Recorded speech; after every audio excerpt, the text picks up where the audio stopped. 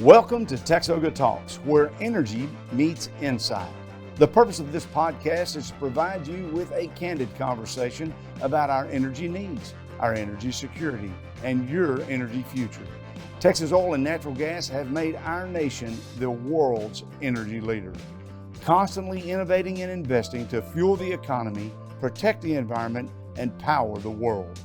This industry is fast-paced, high-tech, and essential to improving modern life. And we're here to talk about it. You're listening to TXOGA Talks, where energy meets insight. And we are so delighted you're back with us today to talk about the future of Texas, the future of oil and natural gas, and how oil and natural gas continues to power modern life. I'm excited again to be here today with Shana Joyce, the Director of Government Regulatory Affairs for the Texas Oil and Gas Association. I'm excited to be here talking about something very important today. Well, Shane, I got to tell you, this is kind of like the Super Bowl. This is the main event for me. It's early voting, and I can't tell you how exciting that is. I'm kind of a junkie with this stuff because it's so important to our future, and it's important to every man, woman, and child in America. I hope everybody is really getting focused on voting this week. That's right. I haven't voted today, but you're right. It's the beginning of early voting. And I like that we have so many options here in Texas. We have a good 2-week window to early vote and lots of different options within your town or in your county to vote. It's called no excuse early voting. You don't need it. It used to be back in the old days, not that I remember, I was around then, but you used to have to say I'm out of town or things like that. But now it's no excuse voting. So that means no one has an excuse. You can just go vote. That's right. Vote early, vote often. Oh, there we go. There's a lot on the ballot. There's a lot that's going to be impacting your future. And, you know, I think about politics. Some people are kind of bummed out. They see some things that they don't approve of maybe. They're probably getting a lot of text on their phone the last couple of days. Your mailbox is full of things. But here's the thing. Engaging in politics is as American as apple pie and baseball.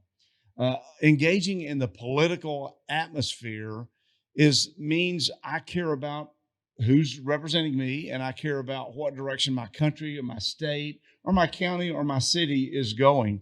And that's why everyone really needs to participate. Being involved in politics is like the Liberty Bell or the 4th of July. It's that basic.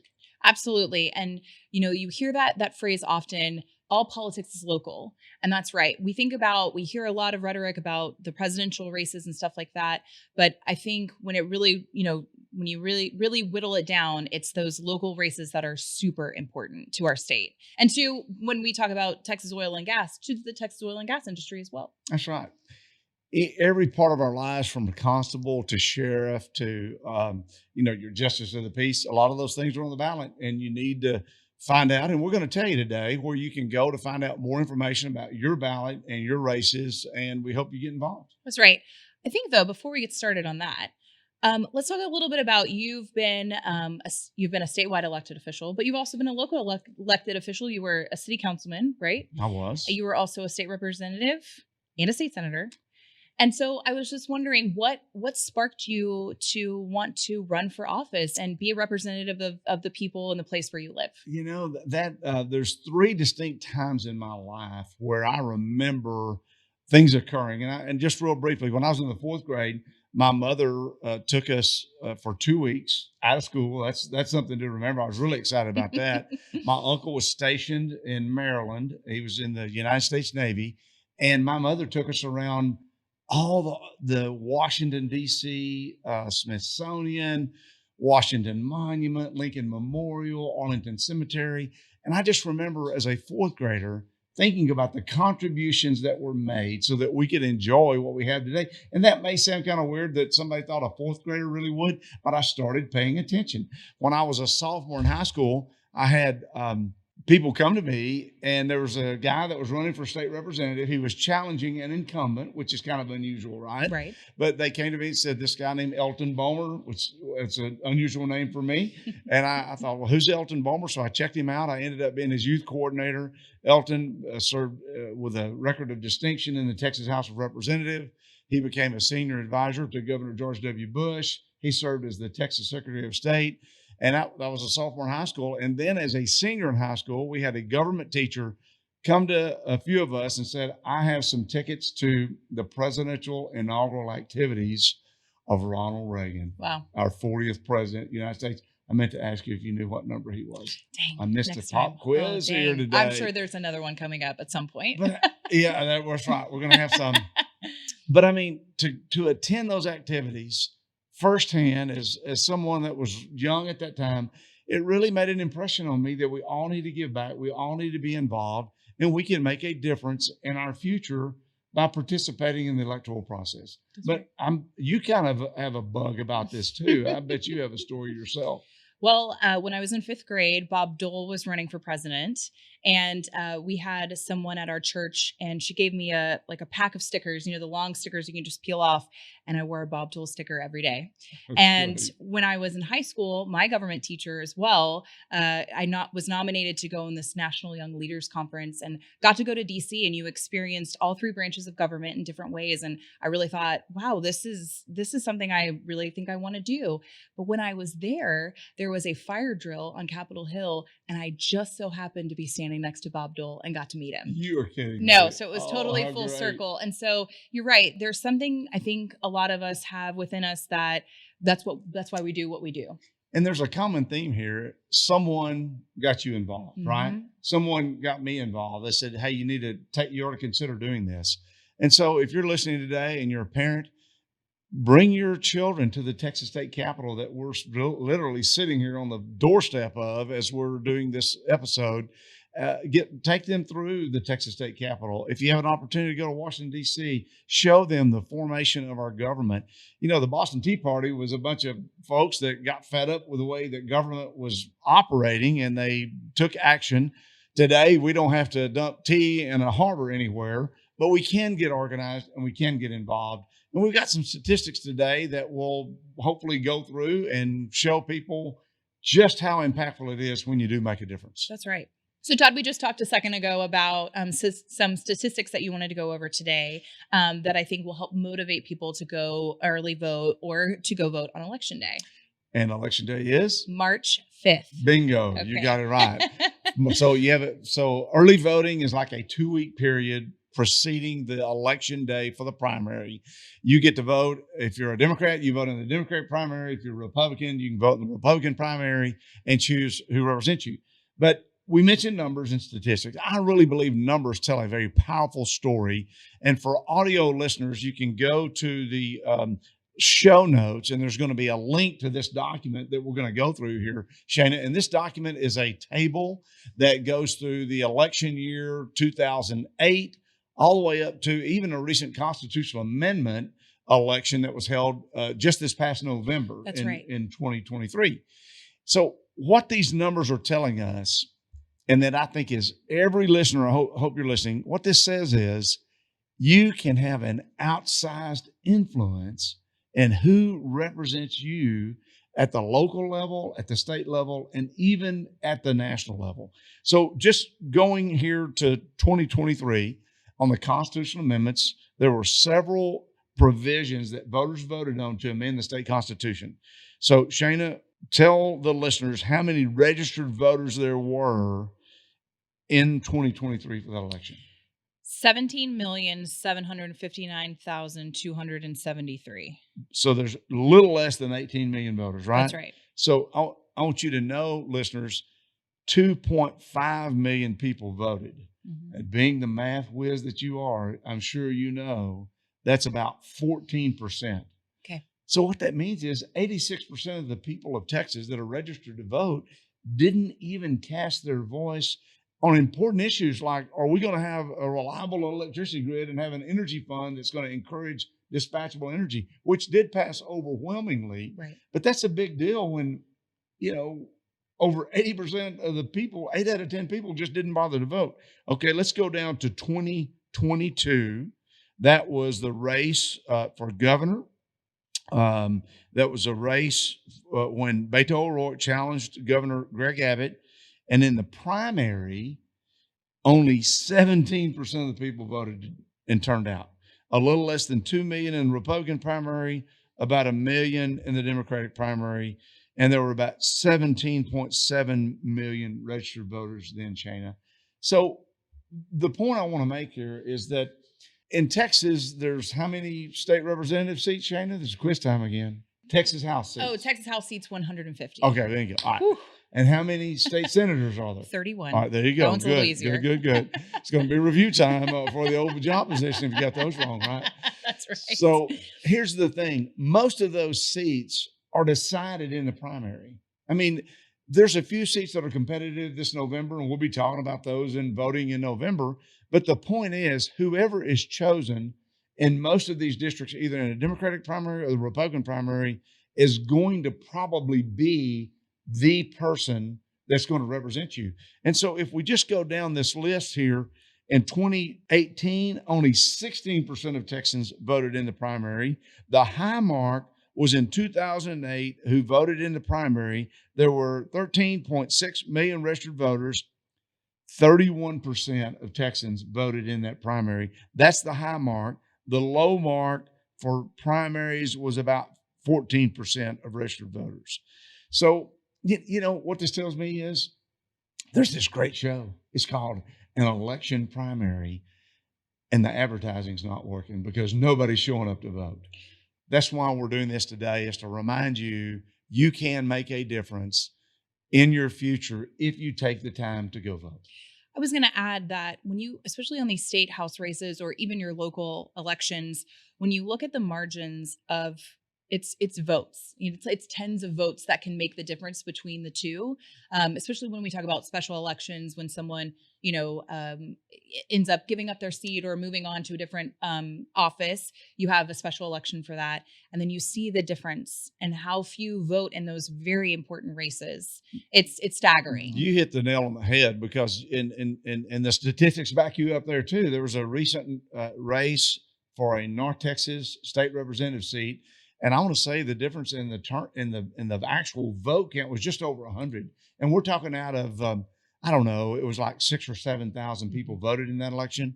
And so you just had a little over 100 people that could go in either way. In my first race for state representative, it was a special election. So it was a three-way race, and I avoided a runoff with about 60 something votes. I mean, that's saying something. I mean, thank goodness, thank you that turned out that way, because it was close, but it makes a difference, really and does. every vote does count. That's right. So if you miss the deadline for to register to vote in the primary, you can still register to vote in the general election. That is November 5th, Tuesday, November 5th.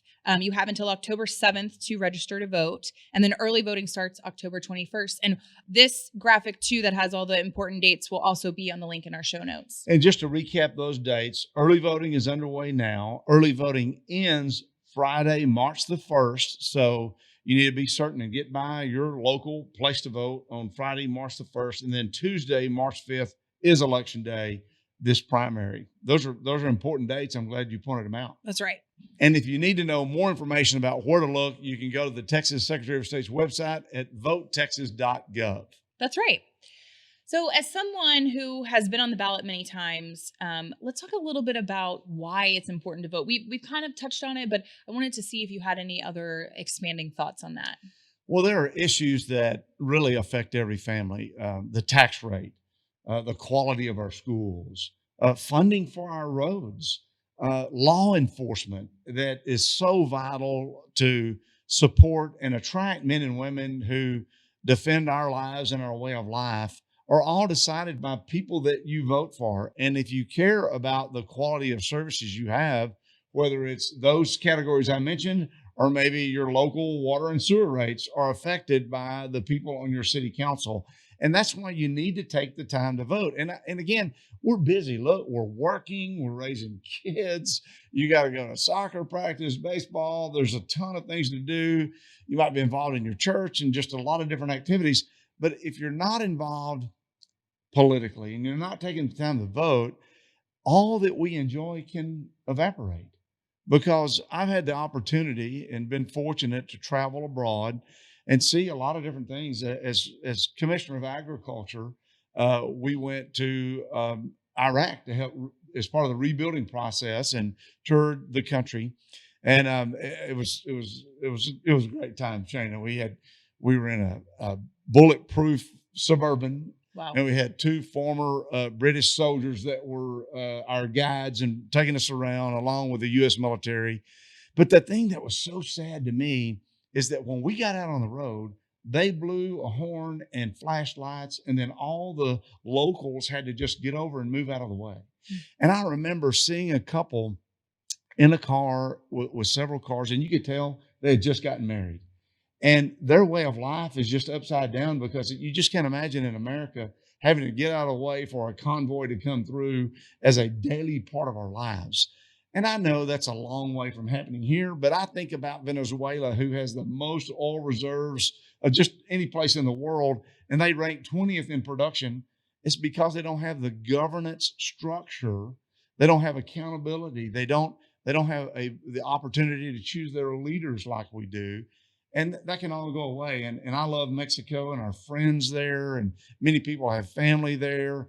They're a great trading partner, but their form of government and the drug cartels and the activity, we clean this up in America. We don't stand for that. And that's because people will be voted out of office, voted into office. And that's what we're trying to protect is our way of life. Absolutely. So in thinking about what you just said, how does that apply to the oil and natural gas industry? Well, the oil and natural gas industry is granted a social license to operate by government, just like if you are a lawyer or you are a real estate broker or if you're a cosmetologist, there are licenses that state government grants to do business. And oil and gas is granted a license to do business. And today we have a lot of misinformation occurring about the important role that oil and gas plays in literally fueling our lives. So, and we're going to be talking to Dr. Foreman a little bit later on, I think, about some of those things, about how that can be restricted and the negative impact that has on jobs, that it has on tax revenue that's going to our local and state and federal government. We mentioned on a previous episode the historic amount of money that oil and gas paid in state and local taxes and state royalties just last year, and that number was $26.3 billion. Boom, you got it. That's $26.3 billion, Shana. That's $72 million a day that's funding our roads, funding our universities, funding our local law enforcement and first responders. That's why it's important, oil and gas, that you vote, because I'd like to see pro-energy, pro-business voters. And I say pro-business in the sense that this is America. You can, buy a pickup and a lawnmower and go into business for yourself, which I did a lot of times as a kid. We were in the tree business. We were cutting down trees and hauling brush. My dad thought that there was no days off except Sunday, and then we had to do things at the farm then. But I mean, it was great because it's America and you can do that, and you just can't do that in all these countries. And I'd like to protect that. I love that. So we talked about the number of registered voters earlier, and we went over that in those different elections. And Secretary of State Nelson actually just released the numbers. 17.9 million registered voters ahead of the March 5th primary. So how is one of those individuals that's registered, how do they make a difference at the polls? Well, that's a great question. But you said Secretary of State who? Nelson? Jane Nelson. That's right. Jane and I served in the state Senate together. It's so funny not to call her Senator Nelson and I know, right? her Secretary of State. See, Jane Nelson is a great example of continuing to give back and to serve. She served with distinction as a member of the Senate, but she continues to serve. Now, not everybody can be Secretary of State. We only have one, but it's easier than ever today to be involved. You had someone at your church give you a roll of stickers of Bob Dole stickers, right? And you wore those every day to school and different places you went. Today, probably everyone listening has a Facebook account. If you don't have a Facebook account, you may be on X. I still like to call Twitter. I'm sorry. Twitter for me. Instagram. There's a lot of different ways that you can share with your friends and family who you think should be registered to vote. I mean, for instance, I'm the treasurer of the Texas Oil and Gas Association Good Government Committee, which is a separate entity from TXOGA, but we have a website, TXOGAPAC.org, that lists the candidates that are supported by the TXOGA PAC. There are many different places like that. But look, these candidates need someone to help hold their signs at the polls. Mm-hmm. you can just take a yard sign and put in your yard for the candidates that you support. There's bumper stickers that you can put on your car. It's easy to get involved, and you can go to a town hall meeting. You can go to a reception for a candidate and learn more about them.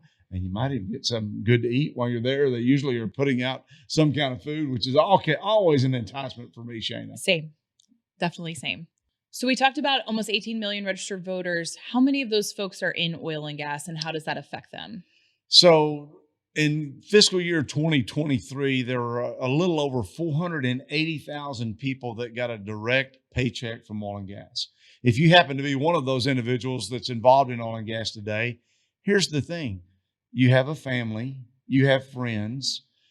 If you encourage just your immediate family and your close circle of friends, let's say that's 3 people, it's real small.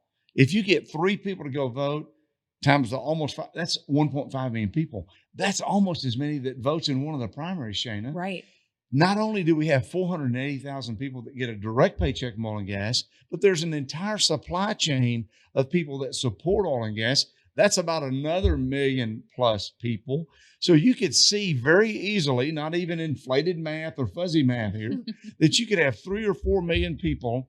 If you're voting pro energy, pro oil and gas, you can really shape the future. And Texas is an oil and gas state, but things are changing. There's some weird ideals out there. There's some things coming down the federal government that is really limiting our ability to produce the oil and gas and have the level of energy security that we need. So I encourage everyone that's listening today to really, focus on 3 people that might not vote. Make sure they do. Vote in the primary, and you can make a difference. That's right.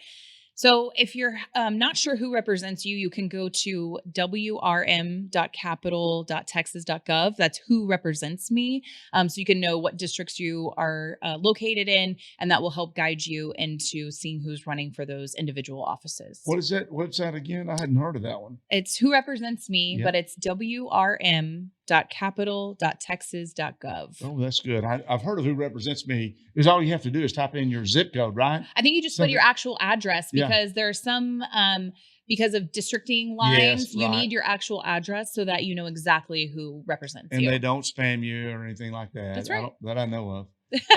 They don't spam no, you. No, they don't. But I've used that before because I didn't know that was WRM. WRM, who represents me? That's good. That's .capital.texas.gov. No excuse. No excuses. So let's take a quick break to hear from our sponsor this week, TXOGA's Workers' Comp Safety Group. And when we return, we will have Dr. Dean Foreman, TXOGA's chief economist, join us with the Foreman's 4. So the Texas Oil and Gas Association Workers' Compensation Safety Group gives a group member a premium discount based on the premium of the entire group, regardless of individual premium size. Eligible policyholders can earn an additional discount by participating in the Texas Mutual Insurance Company's Worker Comp Healthcare Network. I also encourage our listeners to visit TXOGAinsurance.com. So, Dr. Dean Foreman, thank you for being here again. You're joining us each month to give us a rundown of your industry highlights that you think we should know about. Dr. Foreman, you have identified 4 key elements this month that the listeners should focus on that's happening in the oil and gas industry. And so I've looked at your first one, and it looks like I know that there's been a ban on LNG export approvals that's been in the news quite a bit. What are your thoughts there? Thanks so much for having me. Yeah, that's a hot issue, and it's really been dominating the headlines of the last 3 to 4 weeks. Here's some background on it, right? So the Federal Energy Regulatory Commission and the Department of Energy have historically been charged with approving the exports of liquefied natural gas, or LNG. And this has grown tremendously over time. In recent months, the U.S. has been exporting 12 to 13 billion cubic feet per day of natural gas via LNG nationwide. And this is poised by official estimates to grow by 10 billion cubic feet per day over the next 7 or so years out to 2030. Now, what happened, though, at the January 26th, the Biden administration, White House puts out an announcement saying no more approvals, indefinite freeze on them. And what's at stake? Let's talk about that for a second, because just constructing those terminals is a $50 billion issue. Put it in context with what you were talking about, that the oil and gas industry in Texas paid a record high $26 billion. This is almost twice that, right? Just for construction of terminals. It's mainly a Texas and Louisiana issue, less of a federal issue, even though they have authority over the exports. But it hits us hard here at home. And on top of this, it's not just the $50 billion for the exports. We're talking about needing to expand all of the natural gas production in Texas by 20%. We've got pipelines and natural gas processing and all the jobs through the supply chain that go with that. This is a $200 billion issue, primarily for Texas and Louisiana. So really high stakes. On top of that, when we turn to the rationale that the Biden administration gave, their main reason was they were afraid that the exports would drive up prices. And this is really curious timing because we're sitting here early to mid-February with, adjusting for inflation in real terms, the single lowest natural gas prices in the last 30 years for February. Wow. So there's really no reason from that standpoint. And I did research on this last year that was published, and we just updated it, and it's being published again this week. But doing two things, really looking carefully at the relationship of LNG exports to domestic natural gas prices in a correlation sense, and then in more of a causality sense, a formal econometric model to measure carefully all the things that really do properly explain natural gas prices domestically, side by side with the LNG exports. And what you see definitively is that there is no significant or sustained relationship on a correlation basis over time. And when you properly specify and explain the things that do forecast accurately natural gas prices, LNG exports aren't one of them. So this is really interesting because it says that it's completely vacuous. The idea that I'm doing this to hold prices down, it really is a separate agenda, but it's a really critical one for Texas. And I've read that report, Dr. Foreman, and it'll be on TXOGA's website before too long. And it's very conclusive that exporting LNG does not inflate those prices. And Congress actually just passed legislation. The Congress didn't, the House of Representatives did. They passed a bill that would move that regulation to grant export license for LNG permits to FERC, who also already has a role there. So their attempt was to depoliticize it somewhat. So since we're talking about voting, you might want to look and see how your United States congressman voted on this particular issue that was recent. Excellent. Okay, Foreman's 4, we've got one down. The second Foreman's 4, Texas financial contributions versus federal returns. Yeah, so the first issue kind of in cueing my mind was thinking about what is it that Texas gives and what do we get from the federal government? And the Rockefeller Institute. Time. Let's just cut to the chase on that. Absolutely. Well, I was just thinking that the LNG decision came down on my birthday. I don't really appreciate that birthday present. I know. Oh, I don't want that. Return it. All right. Something serious here. But $184 billion for the Rockefeller Government Institute, Institute of Government. That's what Texans have provided to the federal government. That's a net. That's a net balance of payments per their estimate in the most recent data. And we were talking last year about a similar issue with the International Monetary Fund and the federal funding. And keep in mind, Texas is 8 to 9% of federal receipts, from a tax standpoint. That's another $13 billion out of Texas that's gone toward the International Monetary Fund, which, designed to be a neutral institution, has actually been very much a climate advocate and trying to advocate for less lending and less insurance underwriting for the oil and gas industry. So here, with the federal government taking a very partisan view against LNG exports, with the National Monetary Fund trying to make it financially more difficult in the U.S. and around the world to develop oil and gas and fossil fuels in general, I think voters really need to think about first interacting with and being vocal with our federal officials and our elected state officials to voice the fact that this isn't in Texas's interests. It's not for the people that are likely to turn out in the primaries. We're talking about the 3 million that could. That's really important. It's our jobs. It makes me want to go vote right now. Stop recording and let's go vote. When you think about the kind of money that's flowing out of Texas, seems like we want to be not such a, and we want to help. We want to help, but that's a lot of money. Thinking about that money that's flowing out, Dr. Foreman, we've talked about Texas financial contributions. We've talked about LNG export approvals. What about oil and gas price impact and how that affects Texas? Really important. And let's just look out the window today. Oil's sitting $79 a barrel. Natural gas at these record lows, under $1.60 per million BTU. And what that means for Texas is if we look at drilling activity and the pulse of the industry, on the oil side in the Permian Basin, the drilling's pretty much been steady, in this high 70s per barrel range.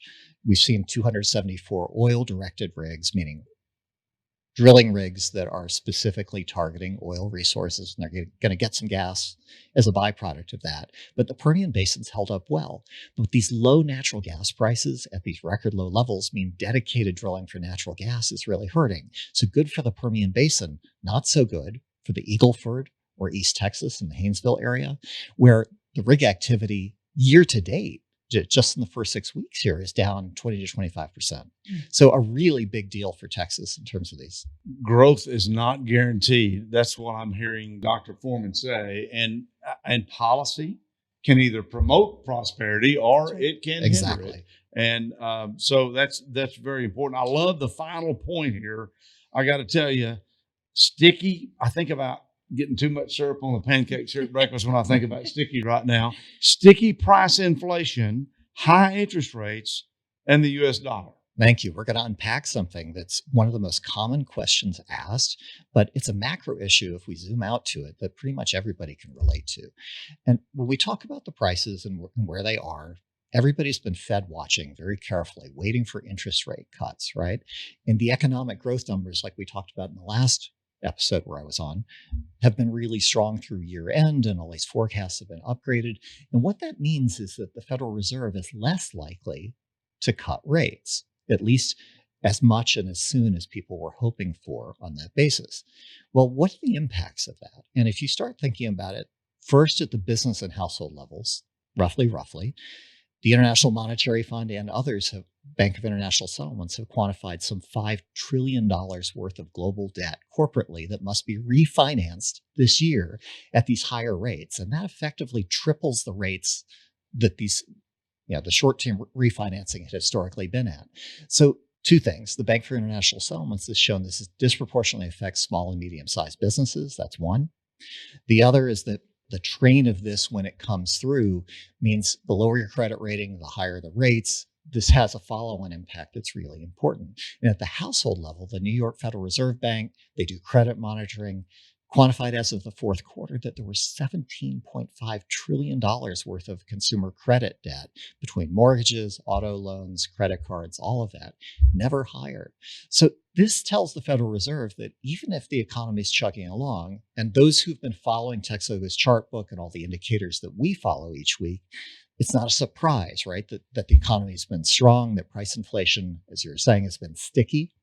And it's been our view for a long time that price inflation would be sticky because we're going through a transition where, whether it's chips, rare earth minerals, things that are in short supply, and coming out of the pandemic, all the workforce and supply chain issues, there are reasons, real ones, why prices have remained elevated. Well, this debt overhang and having to deal both at a household and corporate level with eventual higher rates and refinance that says eventually they must cut rates. It's just a question of how much. And then when that happens, there's a traditional cascade effect here where the term is hot money chases interest rates. So if you think about banks internationally, where they send their capital, if interest rates go up in the United States, they buy more dollars. And the dollar gets stronger versus other currencies around the world, and vice versa. So now as we start cutting rates, when that happens, the dollar has pressure to depreciate versus the currencies of our trading partners. And historically, when we look at the relationship now to oil, we see that historically, as the dollar gets weaker, oil prices tend to go up.